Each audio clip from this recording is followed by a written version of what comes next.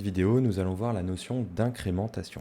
Alors, dans un premier temps, je vais sélectionner mes colonnes qui contiennent ici du contenu et je vais effectuer un clic droit sur une des colonnes sélectionnées et nous allons cliquer sur supprimer afin donc de supprimer tout le contenu saisi au préalable donc dans Excel. La notion d'incrémentation va vous permettre de gagner énormément de temps étant donné qu'elle va servir à incrémenter des cellules à l'aide d'une suite logique. Donc je vais prendre par exemple l'exemple avec ici le mois de janvier et nous allons utiliser ici le petit carré vert comme tout à l'heure donc pour copier ici mes données. Et nous avons Excel qui nous propose la suite des mois en question, à savoir les mois du calendrier de janvier à décembre. Et donc vous pouvez descendre autant que vous le voulez et vous allez avoir à chaque fois la suite des mois en question. Vous avez ici une petite option lorsque vous incrémentez vos données en bas à droite qui va vous permettre de choisir de quelle manière vous souhaitez copier votre première cellule. Donc Excel nous a ici incrémenté par défaut la série étant donné qu'il a compris que c'était un mois et qu'il y avait une suite logique à cette cellule. Mais vous pouvez très bien utiliser la fonction de copier les cellules tout simplement et comme ça nous allons avoir notre janvier qui va se copier dans toutes les cellules.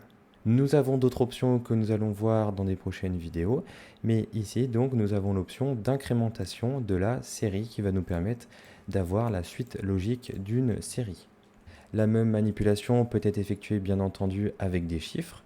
Donc par exemple si j'utilise ici 1 et 2, je peux cliquer donc sur le petit carré vert, je reste cliqué dessus et nous avons ici notre suite logique qui vient donc se mettre en œuvre.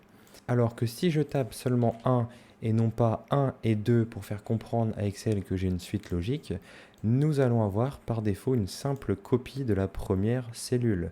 Et vous allez devoir dans un second temps utiliser l'option ici disponible en bas à droite de la dernière cellule qui va vous permettre d'incrémenter la série en fonction donc d'une suite logique qui sera définie par Excel. Ici donc Excel a compris que je souhaitais donc la suite logique de 1 par 1, mais il se peut que l'incrémentation par défaut dans Excel n'est pas celle qui va correspondre à ce que vous souhaitez.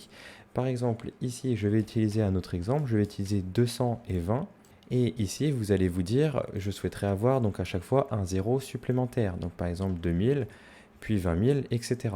Sauf que lorsque je sélectionne mes deux cellules et que j'incrémente ici, nous allons avoir une suite qui va correspondre à une addition, étant donné que l'incrémentation fait référence à une addition. Donc la troisième cellule correspond à la somme donc de 200 plus 180, étant donné que c'est ma différence entre mon 200 et mon 20. Donc Excel va incrémenter de cette manière mes cellules et non pas de la manière que je souhaitais, c'est-à-dire 20, 200, 2000, donc en ajoutant à chaque fois un 0. L'incrémentation donc peut être très utile lorsque vous utilisez ici donc des suites de nombres notamment, mais aussi pour des dates quand ça concerne donc des jours, des mois, des semaines, des trimestres. Donc pour ce qui concerne un calendrier, je vous conseille très fortement d'utiliser cette incrémentation par exemple. Nous avons accès à un raccourci qui va vous permettre non pas ici de dérouler avec votre souris jusqu'à la cellule souhaitée, mais donc ici d'effectuer un double clic sur la bordure en bas donc de ma cellule. Donc je vais par exemple ici taper le chiffre 1 et au lieu ici d'utiliser donc ma souris afin de déplacer la cellule jusqu'à la cellule souhaitée, je peux effectuer un double clic sur mon carré vert. Et nous allons avoir ici une incrémentation qui sera donc par défaut ici, comme nous l'avons vu, une simple copie de ma première cellule que je peux transformer ici en incrémentation de la série. Ce raccourci pourra seulement être réalisé lorsque vous avez ici des données à gauche, étant donné que Excel va prendre comme référence les données à gauche pour savoir où s'arrêter. Donc là, Excel s'est bien arrêté ici à ma cellule M17.